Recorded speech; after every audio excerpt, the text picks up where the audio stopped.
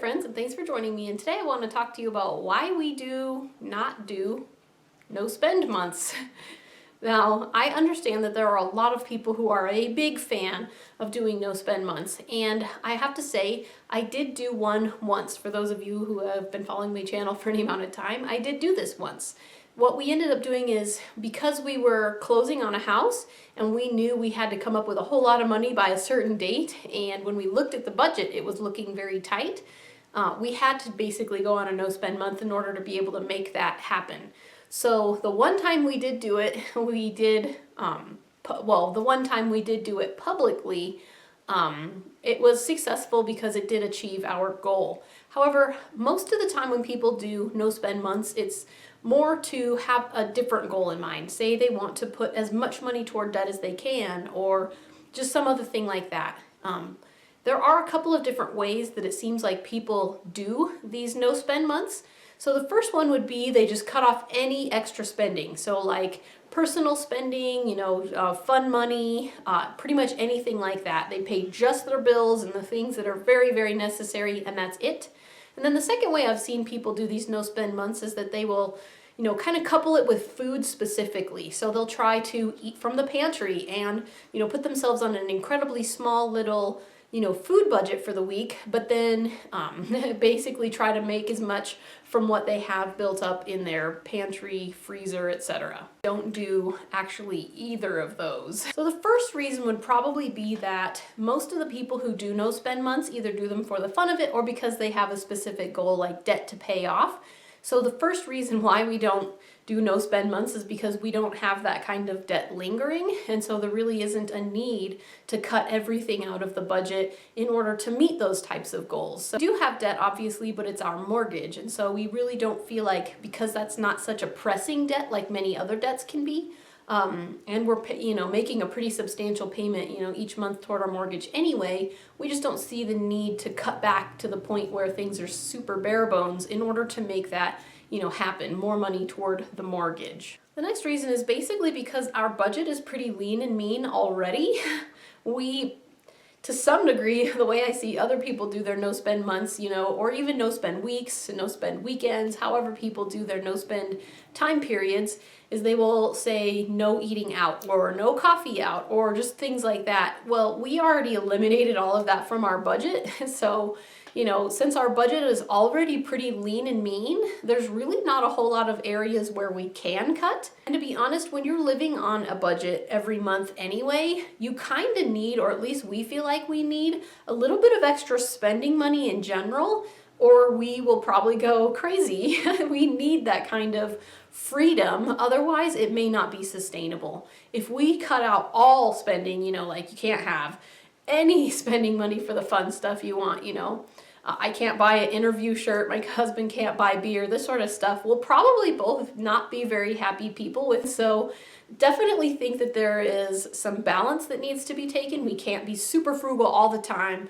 and never spend any money on anything ever, but we don't need to be going crazy, and racking up credit card debt either. We should, be careful with our money, but also have some extra fun money so that we can take the kids places, do fun things, which we do frugally anyway. And so because our budget is so lean and mean already, we don't really see the need to cut back anymore. Another one of the reasons why we don't do the no spend months or time periods is because one of the things I noticed that people do is, again with the food, they'll eat from the pantry. Well, we don't have a whole lot of food that we keep around, and so if we were to try to eat from the pantry, we wouldn't really have much to go with. I mean, we do keep some dried beans and other stuff like that, but for the most part, the way I meal plan, we meal plan around what we already have already.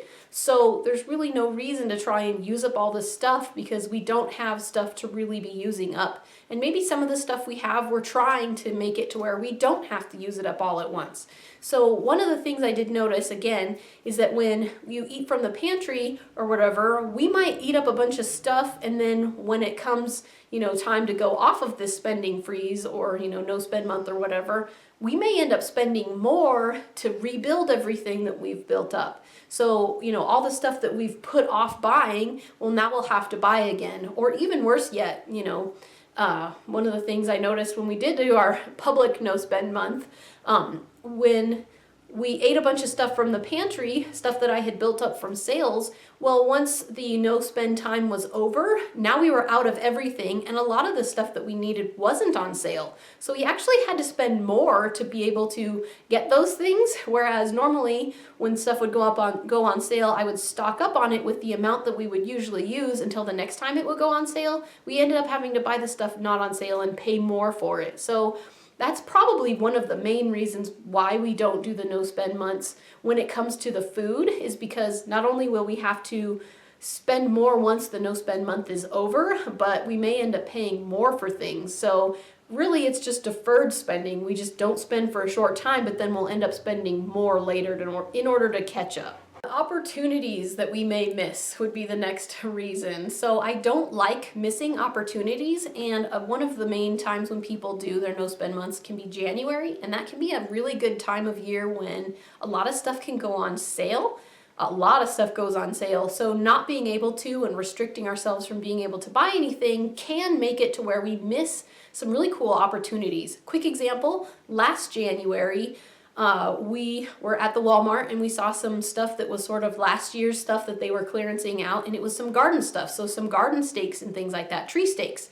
And I knew that we had tons of new trees that I wanted to plant here at our new house, and so I thought, hey, what a good opportunity to get them while they're like 2/3 off. And get a whole bunch of them, not a whole bunch, but I think I got like 7 or 8 packages of them. And then when it came time to plant the trees, we already had them and we didn't have to pay the higher price for them. If we would have been doing a no spend or spending freeze type thing, we would have missed that opportunity, and again, would have had to pay more for them later on. So restricting ourselves to where we're, agreeing not to buy anything could make it to where we actually miss some pretty cool opportunities. Then the last reason is freedom. I need freedom or I am completely miserable. So I don't need all the freedom in the world to spend tons, because we're pretty, self-disciplined people in general anyway. But I do need the ability to have some freedom. Otherwise, it will just be too tough and make me a very unhappy camper. And I know that my husband is the same way.